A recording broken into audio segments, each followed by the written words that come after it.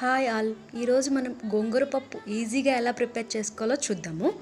ఫస్ట్గా గోంగూరను తీసుకొని ఫ్రెష్ గోంగూరను తీసుకొని శుభ్రంగా నార్మల్ వాటర్లో వాష్ చేసేసి మట్టి అవన్నీ తీసేసి ఒక గిన్నెలో పక్కన పెట్టుకోవాలి. మొత్తం గోంగూరనంతా శుభ్రంగా కడిగి ఒక గిన్నెలో పక్కన పెట్టుకోవాలి. ఆ తర్వాత ఒక కుక్కర్ తీసుకొని కందిపప్పు వేసుకొని మనకు కావాల్సినంత కందిపప్పును వేసుకొని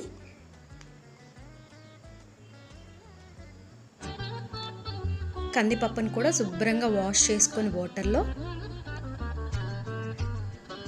ఒకసారి చేత్తో తిప్పుకొని దానికి పప్పు ఉడకడానికి సరిపడేంత వాటర్ పప్పులో పోసుకొని ఆ కుక్కర్లో పోసుకొని